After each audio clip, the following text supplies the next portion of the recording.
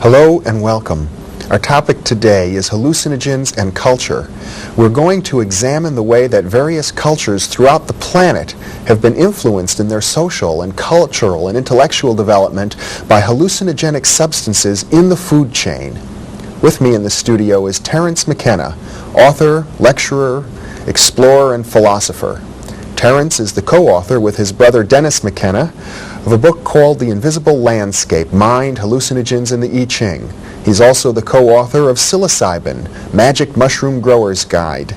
He is the author of a computer program called Timewave Zero, and he's the co-founder and president of an organization called Botanical Dimensions, which devotes itself to saving botanical plants used in shamanistic traditions throughout the world. Welcome, Terence. It's a pleasure to be here. It's a pleasure to have you here. I think a good starting point for our discussion would be the ancient Vedic culture of India, one of the world's great and one of the world's earliest religions. The Rig Veda is considered by all scholars, I think, to be one of the most beautiful composite of religious hymns and deep philosophical discussions. And yet when one reads the Rig Veda carefully, one discovers an enormous emphasis on a mysterious, apparently hallucinogenic substance called soma. Yes, you're quite right. The ninth mandala of the Rig Veda is entirely devoted to singing the praises of soma, and yet we do not know what soma is or was. R. Gordon Wasson spent a considerable portion of his life researching this problem and reached the conclusion that soma was Amanita muscaria, a mushroom that is symbiotic to pine and birch trees throughout much of the North Temperate Zone. However, scholars have cast doubt on his identification of soma. Nevertheless, what we learn from Wasson's scholarship is that plants with hallucinogenic chemical principles in them have had an enormous impact on shaping the psychology of various cultures, both pre-literate and literate, throughout the world. It seems quite clear that the references to soma in the Rig Veda were not really symbolic. They refer to some actual plant substance. Oh yes, definitely. Some sort of plant substance was prepared and ingested by a priesthood who then used the ecstatic experience induced by that plant as a basis for all of their metaphysical and philosophical speculations on the nature of the universe. The case of soma is by no means unique. My own field of interest was the Amazon basin, where we don't have a great written literature, but we do have an extensive oral tradition and a tradition of hallucinogenic plant use that persists to the present day. Mm-hmm. Well, I think most notable in South America is the drug ayahuasca. Yes, ayahuasca is perhaps the world's largest and most thriving psychedelic religion. It touches the lives of millions of mestizos and Indians in the basin. It is a combinatory drug, which makes it especially interesting to pharmacologists because its two principal ingredients are themselves inactive except in the presence of each other. So what we have in the case of ayahuasca is an example of a highly evolved folk pharmacology, and how a discovery like this was ever made in the first place is one of the challenging questions that anthropologists have to deal with. After all, in a square mile of Amazonian rainforest, it is not unusual to encounter 50,000 distinct species of plants. How then did these so-called primitive or pre-literate people make the connection between the combining of the bark of one with the leaves of another, boiled and put through a number of procedures to produce an intense visionary hallucinogen? This is an extremely interesting and to this day unanswered question. Isn't it the case that I believe it was the German chemist who isolated this the chemical active ingredient in ayahuasca, originally named it telepathine. Yes, that's right. Based on field reports of the states of group mind induced by ayahuasca, which is also called yahe, he felt it was fitting to name it telepathine. Now, the rules of scientific nomenclature are such that the first name of a compound is always given precedent, and about 20 years after it was named telepathine, it was realized that the identical compound had been isolated around the turn of the century from the giant Syrian rue, Pergamon harmala, and named harmine. So today, the active ingredients of ayahuasca are known as harmine, harmaline, and tetrahydroharman. But your point is well taken. What struck the early explorers and ethnographers into the Amazon basin was the fact that the people seemed to be taking this plant preparation in order to undergo states of community group-mindedness. And during these intoxicating intervals, social plans relative to migration, hunting, and warfare were undertaken by the elders of the tribe. And though the name has been changed to the more innocuous harmine, nevertheless, there's a continued persistence of the feeling that telepathic and group mind states are induced by this particular plant mixture. And it's particularly interesting in the light of the fact that the chemical constituents which make it go are in fact found endogenously in the human brain. These are not exotic compounds from the point of view of ordinary human brain chemistry. So there is a suggestion there that manipulation of neurohumoral compounds, brain neurotransmitters, and that sort of thing may in fact open the door to untapped areas of human potential. I would imagine that many of our viewers have seen the movie The Emerald Forest, which seems to deal with the use of substances of this sort in the Amazon culture. Yes, John Borman did a wonderful job with that movie. He was portraying the use of epina, snuff. That's a hallucinogenic drug complex that occurs in the eastern part of the Amazon drainage and in rural Venezuela. Epina contains DMT and is blown up the nostrils by a cooperative friend and induces an intense state of hallucinogenesis. Yes, that was, I think, most people's first exposure to the real richness of the visionary pharmacopoeia that does exist in the Amazon. And there's also the suggestion there, then, I guess, that DMT would trigger telepathic-like experiences or clairvoyant types of experiences. That's right, and DMT is also a product of endogenous human metabolism. It's interesting that the most intense of the hallucinogens, DMT, which you mentioned, are the ones which are most closely related to our own brain chemistry. Mm-hmm. So far from these compounds being alien to the brain or being an insult to the physical brain, what they really represent are the shifting of ratios of compounds already present in the ordinary brain. Well, DMT, I believe, is dimethyltryptophan. Tryptamine. That's right. Tryptamine. It's related to the protein tryptophan, is it not? It's related to the protein tryptophan. It's also related to serotonin. Mm-hmm. Serotonin is a neurotransmitter which occurs in all life and is most concentrated in the higher primates and most concentrated there in man. It is 5-hydroxytryptamine. While DMT is, as you mentioned, N,N-dimethyltryptamine.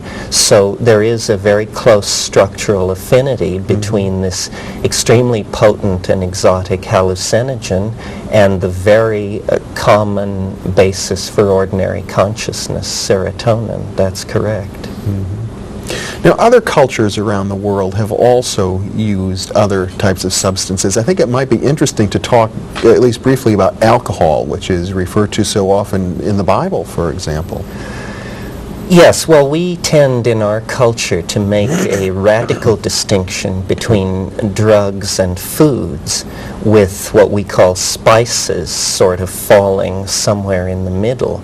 In point of fact, a culture is what it eats, and an individual's personality is often largely a reflection of their diet.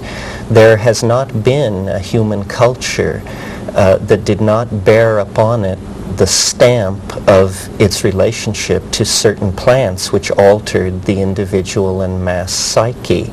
We can think of numerous examples, the influence, for instance, of sugar on the growth of 19th century mercantilism, or the way in which the British manipulated opium policy in the Far East, or, as you mentioned, alcohol, which has always been the drug of choice in Western culture. Who can imagine modern industrial office culture without coffee? These are major drug dependencies that have placed their stamp on the lives of millions and millions of people. It's simply that we choose to linguistically define it in such a way that the effect is not something most people are cognizant of. I think coffee is a very interesting example because when it was first introduced into our culture, as I understand it, was considered virtually a hallucinogenic drug. Oh yes, when coffee was first introduced into Western culture, it was associated with certain establishments where loose women and loud music were available, and the bohemian literati would gather and drink coffee and talk into the night, and it was considered quite a risque thing to be involved with. That's right. And wasn't tobacco also viewed that way initially? Yes, tobacco is a very similar case. The anthropologist Eduardo Luna has pointed out that tobacco, which had a history of millennia of use in the New World, was within 100 years of being introduced into Europe through Portugal, was being buried in the graves of subarctic Lapland shamans. So it shows how the character of a drug is quickly discerned by a culture, even a culture that is encountering that plant or that drug for the first time. It wouldn't be fair really to talk about drugs without mentioning socially what has happened in Western culture, particularly during the 60s and early 70s when there was quite a wave of psychedelic drug use. Yes, that's right. Following upon the discovery of LSD by Albert Hofmann in the late 30s, and then the writing on the subject of the psychedelic experience that was done by Aldous Huxley, Metzner, and others, it became a fad of the self-exploring youth culture of the 60s to be involved with these things. This was during a time of great social upheaval for other reasons, and the end product of that historical episode was the complete suppression of the study of psychedelic drugs, and in my opinion, to the great detriment of the development of psychology. I feel that potentially psychedelic drugs could be for psychology what the telescope became for the science of astronomy. The problem with the psychedelics is that they dissolve cultural programming and hence inherently have a political charge about them. You see, culture is the product of the unperturbed human mind. The human mind, unperturbed through the medium of language, erects institutions and social structures into which it then secretes itself and sort of lives in a private Idaho. A psychedelic drug will dissolve these linguistic and cultural assumptions. It is a perturbation of the mind, and the perturbed mind is a mind in the act of rediscovering the nature that lies outside of culture. So this tension between cultural values and what we might call, for want of a better word, reality, creates a tension between institutions and the users of these substances. It's as if our culture, if I understand you right, acts as a filter between our minds and direct experience of reality, and the drugs somehow blow away that crust of culture and allow more of a direct, a Gnostic experience. That's right, and the business of culture, any culture, is to perpetuate its cultural models. And if the hallucinogenic plants have not been integrated into the cultural model, then they are definitely seen as dangerous forces for an unpredictable sort of social change. Now, if the hallucinogenic plants have been integrated into the cultural model, this is not then a problem, and this is the case with shamanism. Shamanism is the culturally sanctified institution of inner exploration via psychoactive plants. Where psychoactive plants are not present, shamanic institutions tend to become vitiated, to rely on ritual or ordeals or other methods of eliciting these ecstatic states. But to my mind, and this is a great argument which rages in anthropology, to my mind, and I'm in agreement with Wasson here, the hallucinogenic plants are the sine qua non for an active shamanism. For an authentic shamanism. That's right. Now, Mircea Eliade, who is the great commentator on shamanism, took an entirely different point of view and said that reliance on what he called narcotics was a decadent phase of shamanism. But if we examine Eliade's personal history, I think it can be clearly seen that this was simply the cultural myopia of a European scholar in the great 19th century model. Sort of still under the sway of a Victorian sense of morality. Yes, sort of taking the superior point of view that, well, these are primitive people, surely our greater epistemological sophistication puts us in a position to judge them. You have the same controversy, don't you, now within the Hindu tradition, where many gurus say no drugs and are denying, I suppose, the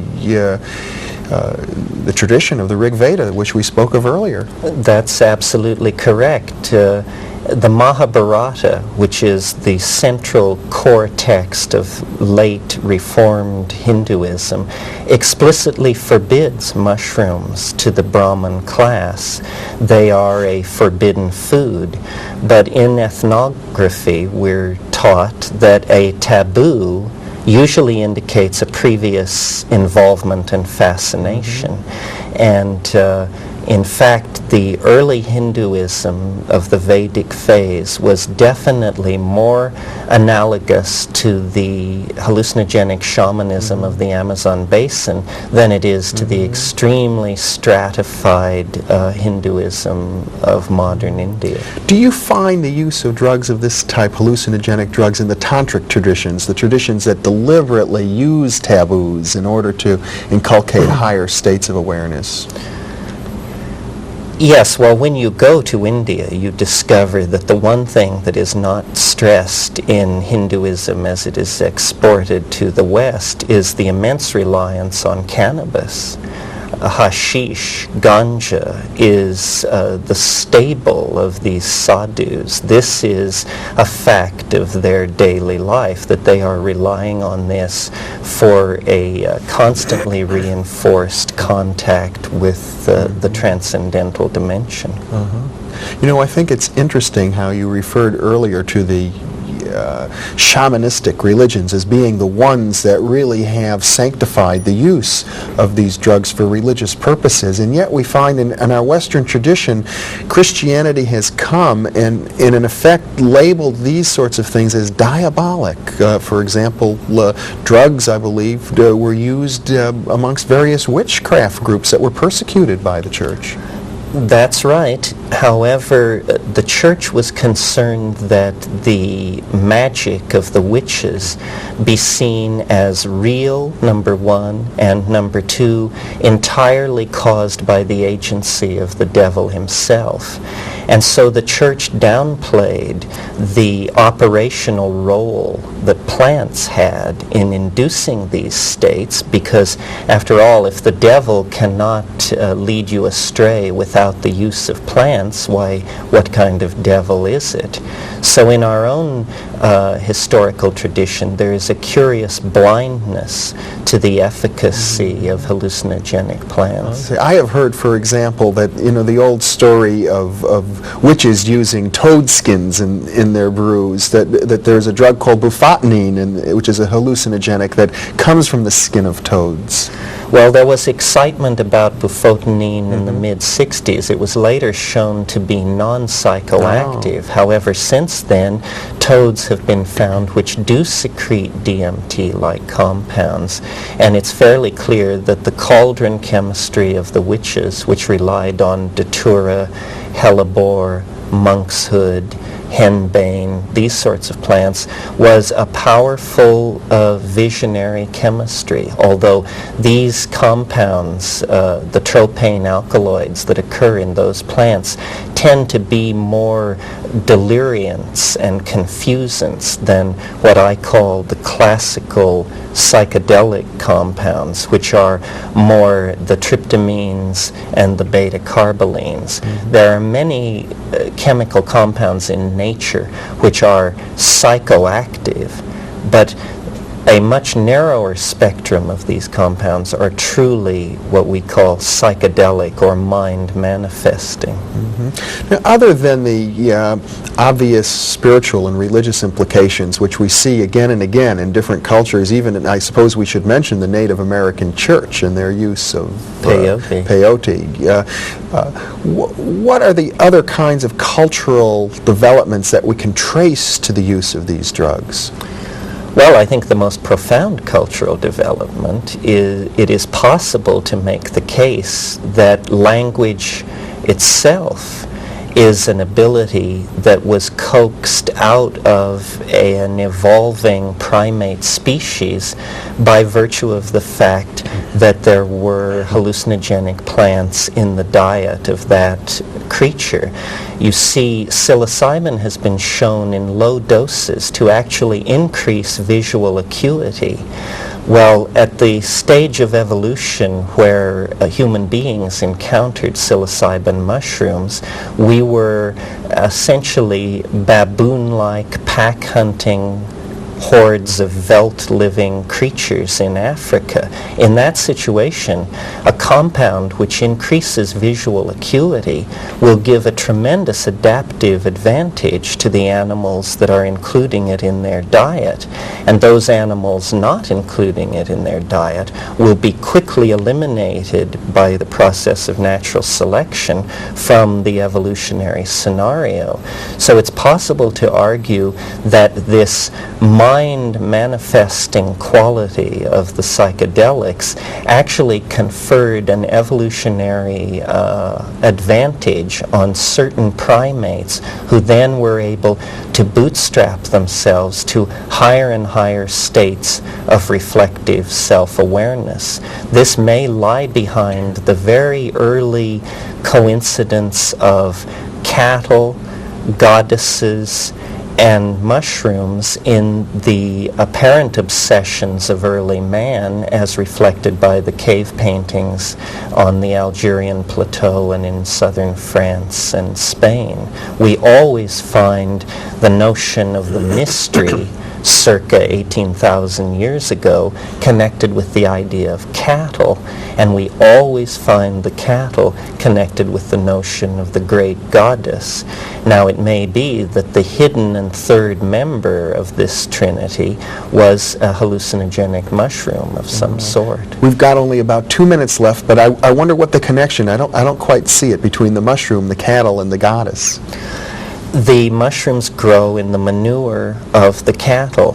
When the hunting packs of early primates followed along behind the cattle, they inevitably encountered the mushroom, ate it, had their visual skills thereby increased, bred more readily therefore, and survived more easily than their non-mushroom eating cousins. And so the eating of mushrooms and the development of higher aspects of consciousness, including self-reflection, were thereby enforced, leading to the conclusion that it was actually a symbiotic relationship between early primates and these hallucinogenic plants that laid the basis for the appearance of what we call human beings. Well, Terence McKenna, this is a very interesting discussion. You seem to be suggesting that our evolution, I suppose, from the animal kingdom into the human kingdom itself was catalyzed or triggered by our encounter with these hallucinogenics. And yes, we are an ape with a symbiotic relationship to a mushroom, and that has given us self-reflection, language, religion, and all the spectrum of effects that flow from these things. yeah, and one can only wonder how these hallucinogens might affect our future evolution as well. They have brought us to this point, and as we make our relationship to them conscious, we may be able to take control of our future evolutionary path. Terence McKenna, thank you very much for being with me. It was a pleasure. For me too. And thank you very much for being with us.